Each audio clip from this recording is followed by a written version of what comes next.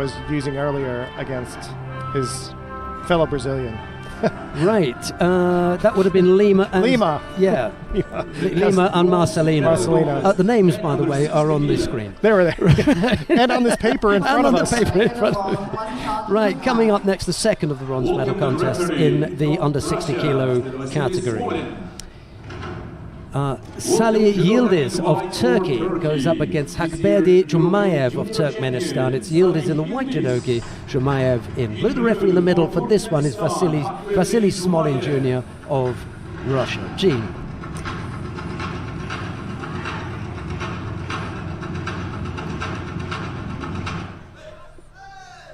Man, those are some drums.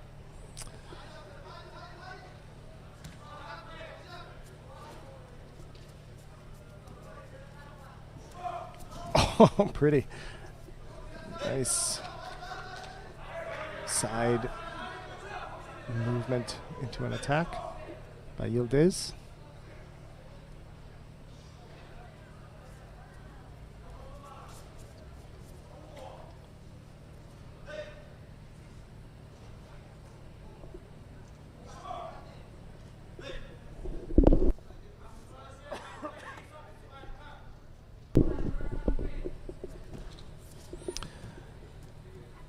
Yıldız has really been driving, but Jumayev is very, very difficult to move.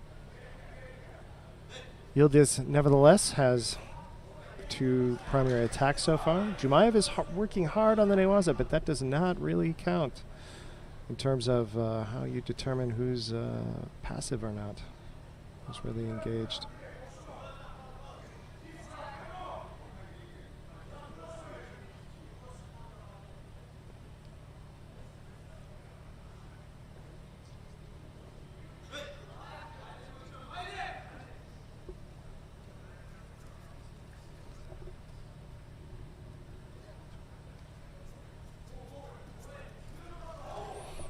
Jumayev in for an Uchimata, but Yıldız okay, Yıldız is diving there a little bit.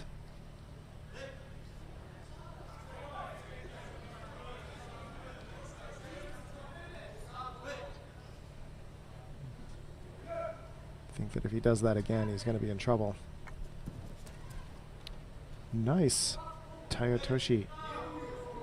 Very deep, very, very dynamic, but not enough Kazushi. Didn't break his balance, didn't have it really going with his hands, and Tayotoshi is a hand throw. It's not enough to just have the dynamic entry. And Yıldız in for his own very, very low kataguruma.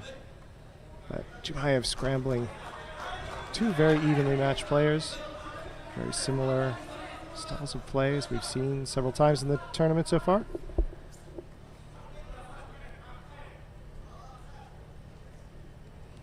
Slowing down a little bit as we come up on the halfway mark.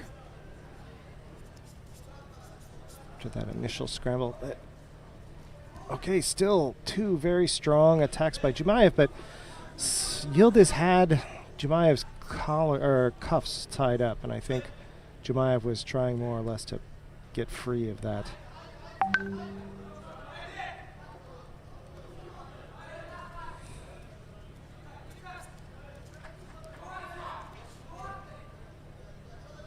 Jumayev coming in several times, trying to get that Uchimata, but again, his hands are not in the place where they need to be. And so Yıldız is able to block each one, step around it, never really being threatened. Getting some real newaza action going here. Jumayev trying to go for a pin, but Yıldız dragging him around to a neutral position.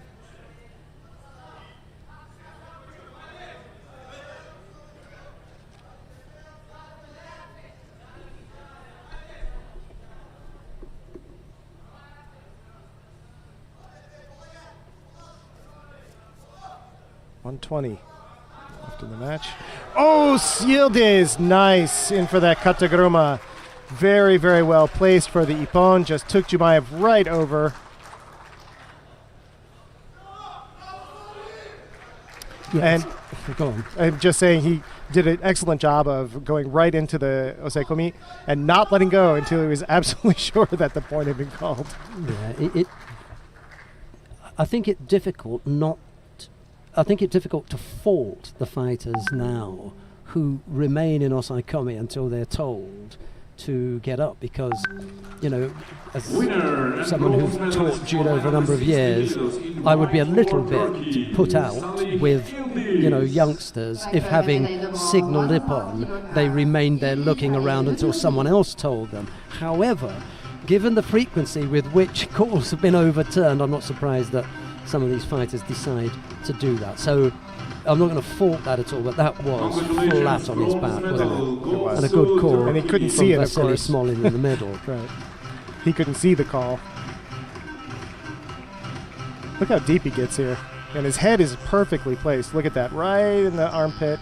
Bringing him through. Nice elevation. And then down into